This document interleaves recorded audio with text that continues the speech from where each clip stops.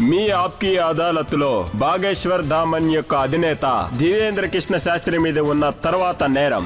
ఈయన అసంబద్ధత మాటలను మాట్లాడుతున్నారు.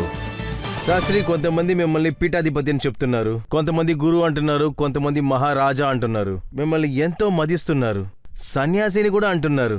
కానీ మీరు అన్పార్లమెంటరీ వర్డ్స్ని ఎక్కువగా వాడుతున్నారు.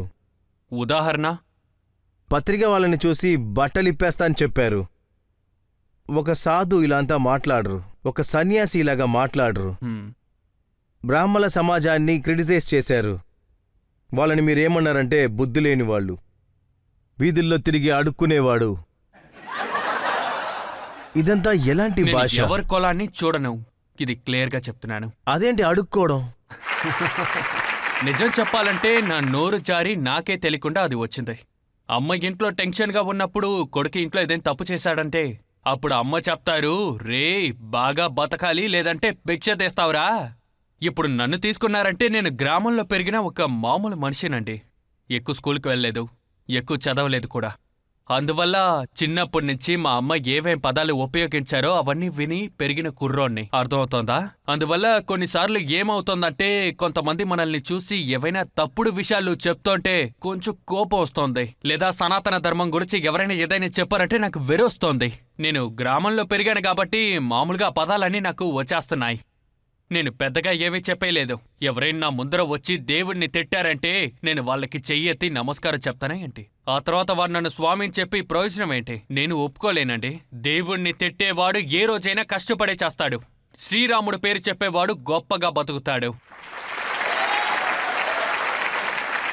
ఇదిగో చూడండి, నేను పల్లెటూరు నుంచి వచ్చాను, చదువుకోండి వాడిని అని చెప్పి మీరు తప్పించుకోవడానికి చూస్తున్నారు. ఒకసారి మీరు చెప్పిన మాట, నువ్వు నా చేతికి దొరికావంటే నేను నలిపేస్తానని. అద్భుతం. నేనే చెప్పాను.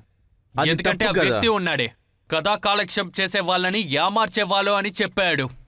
ఇప్పుడు మీరు వాడి గురించే మాట్లాడుతున్నారు. నేను చెప్తున్నా, కథా కాలక్షేపం చేసేవాళ్ళు ఏమార్చే వాళ్ళగా ఉండొచ్చు, కానీ పేరు చెప్పి చెప్పాలి, అందరినీ చెప్పకూడదు. భారత్లో స్వామి రామభద్రాచార్య గారు ఉన్నారు, అలాగే మురారి బాపు ఉన్నారు, అలాగే ఇంకా ఎంతో మంది కథ చెప్తున్నారు.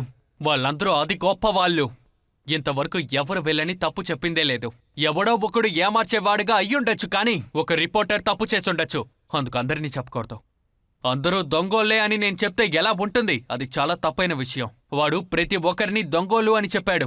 అందుకే వాడికి నేను సవాల్ విసిరాను. నా ముద్ర వచ్చి నుంచుని, మహాపురుషుల్ని అలా మాట్లాడకూడదు, అది కరెక్టే కదా. పెద్ద పెద్ద గొప్పల్ని ఇలా మాట్లాడడం చాలా తప్పు కదా. వాడికి అర్థం అవ్వడం కోసం వాడిని కొంచెం బెదిరించానంతే. అయినా వాడు మన వ్యక్తి, మనవాడు. కానీ మీరు సంత్ తుకారాం గురించి ఏమన్నారు? ఎవరు సంత్ తుకారాం? మీరు చెప్పారు సంత్ తుకారాం వాళ్ళ భార్య రోజు అతన్ని కొడుతుందని, కర్ర తీసుకుని రోజు కొడుతుందని. భార్య దగ్గర దెబ్బలు తింటున్నావు కదా, నీకు సిగ్గుగా లేదని ఎవరో అడిగారంట.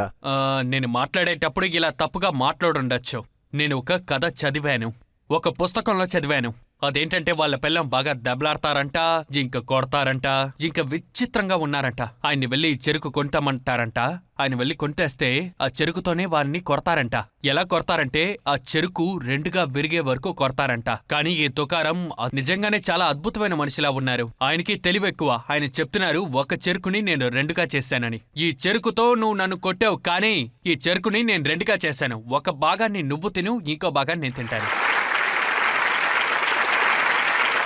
అందువల్ల ఆ సమయంలో నేను ఉపయోగించిన పదాన్ని కదా, కాస్త మంచిగా అది కొంచెం ఇంకొకలా ఉండుండొచ్చు, కానీ అది నేనే ఒప్పుకుంటున్నాను. నేను నా దారిలో వాళ్ళకి అర్థమయ్యేలా చెప్దాం అనుకున్నాను అంతే. కొద్దిసార్లు నా భాష వాళ్ళకి సరిగా ఫిట్ అవ్వకుండా పోతుంది. అసలు నేనేం అడుగుతున్నా అంటే, సంత్ తుకారాం గురించి మీరు ఇలా మాట్లాడారు కదా, దానికి మీరు ఖచ్చితంగా క్షమాపణ అడిగే తీరాలి కదా. నేను ఉపయోగించే పదాలు ఎవరికైనా కష్టాన్ని ఇచ్చిందంటే ఖచ్చితంగా వాళ్ళ దగ్గర నేను క్షమాపణ అడుగుతాను. ఎక్కువ ప్రేమ ఉంది. నేను ఇప్పుడు ఎందుకు చెప్తున్నానంటే, నేను ఇప్పుడు సన్యాసి జీవితాన్ని జీవిస్తున్నానండి. అందువల్ల పెద్దవాళ్ళకి మనం ఎప్పుడు మర్యాద ఇవ్వాలి. వాళ్ళని అసహ్యంగా మాట్లాడేసి నేను ఎలా సంతోషంగా జీవించగలనో చెప్పండి. నేను ఎవరిని కష్టపెట్టాలనే ఆలోచనతో ఎప్పుడు మాట్లాడను. అలా ఉన్నప్పటికీ నా మాటలు ఎవరికైనా కష్టాల్ని ఇచ్చిందంటే వాళ్ళ కోసం ఖచ్చితంగా నేను ఎక్కువ బాధపడుతున్నాను. అలాగే క్షమాపణ అడగడానికి సిగ్గుపడను. ఇంకో ఎగ్జాంపుల్ ఇస్తాను. మంచి పని చేశారు మీరు, క్షమాపణ అడిగేసి. లేదు, ఖచ్చితంగా అడిగే తీరాలి. ఎందుకంటే మహాత్ముల గురించి మాట్లాడారంటే మీరు క్షమాపణ అడిగే తీరాలి. నిజంగానే తెలియకుండా జరిగిన విషయం. ఇప్పుడు మీరు సాయిబాబా గురించి మాట్లాడుతున్నారు.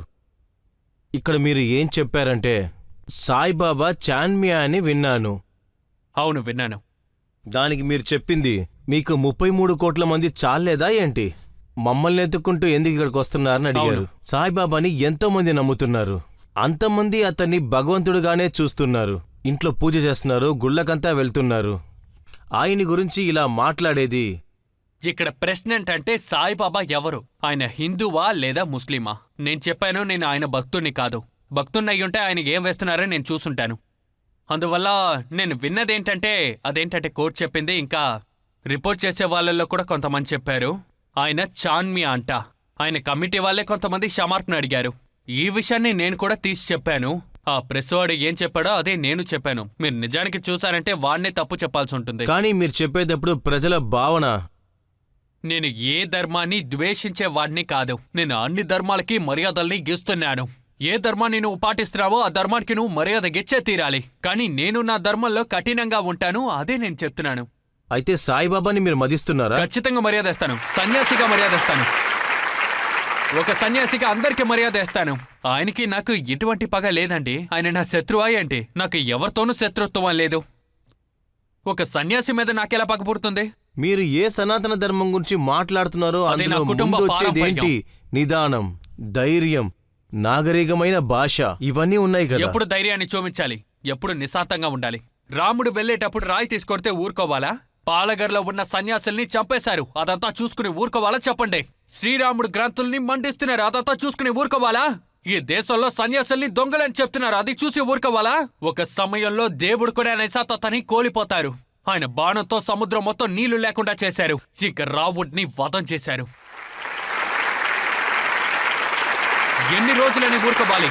ఈ అమాయక ప్రజలు, అమాయక సనాతనులు ఎన్ని రోజులని ఊరుకుంటారు? మీ ఆప్కి అదాలత్లో నేను డిక్లేర్ చేస్తున్నాను, సనాతన ధర్మం కోసం నా ప్రాణం పోతోందంటే ఇంకా ప్రజలు చూపులో నేను చెడ్డవాడినంటే నేను చెడ్డవాడిగా ఉండడానికి సిద్ధంగా ఉన్నాను. చూడండి, మీరు సనాతన ధర్మం గురించి మంచి చెప్తే ఎవరు ఆక్షేపించరు. ప్రజాక్షేమం కూడా ఉంది. ఎన్ని రోజులు ఓర్చుకోవాలి, ఎంత ప్రశాంతంగా ఉండాలి, ప్రశాంతంగా ఉండమని చెప్పింది. ఇదిగో ఈ గ్రంథాలని మంటిస్తున్నారు చూడండి. సన్యాసుల మీద దాడి చేస్తున్నారు. సనాతన ధర్మానికి వ్యతిరేకంగా ఈ అబద్ధపు ప్రచారాలు చేస్తున్నారు. సనాతన ధర్మాన్ని ఇంకా దానికి చెందిన వాళ్ళని వాళ్ళు అంతం చెయ్యాలని చూస్తున్నారే, వాళ్ళని ఏం చెయ్యాలి? మీరు ఇలాంటి కఠినమైన వాక్యంలో ఉపయోగించేటప్పుడు మిమ్మల్ని ఏమంటున్నారు తెలుసా మిగతా వాళ్ళు? గవర్నమెంటే వీళ్ళు ఇలా నడుచుకోవడానికి అనుమతినిస్తున్నారు అని అంటున్నారు. మీరు ఇలాంటి వాక్యాలు ఉపయోగించేటప్పుడే మన సొసైటీలో గొడవలు సృష్టిస్తున్నారా అంటున్నారు. మేము చేస్తే తప్పు, వాళ్ళు చేస్తే పుణ్యమా? వాళ్ళు ఏవైనా తప్పుగా మాట్లాడితే అది మీరు అస్సలు పట్టించుకోరు. అక్షర్ధాంలో 40 మంది హిందూస్ని చంపారు, అది మీరు పట్టించుకోరు. హిందూస్ వాళ్ళని బలవంతం పెట్టి ముస్లింగా మారుస్తున్నారు, అదంతా మీరు పట్టించుకోరు. హిందూ సన్యాసుల్ని ఓపెన్గా స్టేజ్లో అసైన్ చేస్తున్నారా, అది మీరు పట్టించుకోరు. ఇంకా చెప్పాలంటే నన్నే అంత బూతులు వాడి తిట్టారో అది మీరు పట్టించుకోరు. దీన్నంతా ఊరుకోవాలా? అది కాదు శాస్త్రి, హిందూ సమాజంలో కూడా ఎంతో మంది ఉన్నారు, వారిలాంటి వాక్యాలు వాడట్లేదు కదా. వాళ్ళు వేరేలాగా చెబుతున్నారు కదా. మిగతా వాళ్ళ భావాన్ని. హిందూ సమాజం ఎప్పుడు ఎవరిని తిట్టింది లేదు. సమాధానం ఇస్తాం. నేను అందరినీ చెప్పట్లేదు, కొంతమంది ఉన్నారని మాత్రమే చెప్తున్నాను. వాళ్ళు ఏ విధంగా మాట్లాడుతున్నారో వాళ్ళ గురించి మాత్రమే మాట్లాడలేదు. లేదు, చాలా మంది ఉన్నారు, వాళ్ళ గురించి మాత్రమే నేను ఇప్పుడు మాట్లాడుతున్నాను.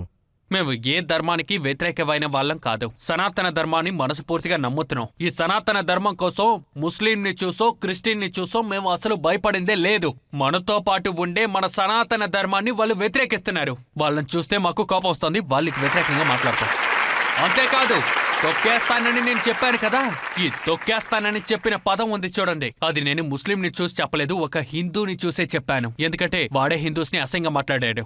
మాట్లాడే హక్కు నాకు కూడా ఉంది కదా, నేను కూడా భారతీయున్నే కదా. మీకు ముస్లింస్తో ఏదైనా సమస్య ఉందా? లేదు, నాకు ఎక్కువ మిత్రులు ఉన్నారు.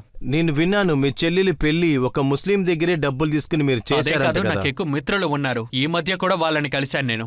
టీ తాగుతాం. ఇంచుమించు 500 ముస్లిం కుటుంబాలు నాకు తెలుసు. మనస్తత్వం అందరికీ ఒకటే. మన దేశంలో ఉన్న హిందూ ముస్లిం వాళ్ళ మనసులో చెయ్యి పెట్టి చెప్పని. ఈ మీడియా వాళ్ళు ఏవైనా చెప్తారు, కానీ వాళ్ళ మనసులో ఖచ్చితంగా రాముడు కృష్ణుడు ఉంటారు.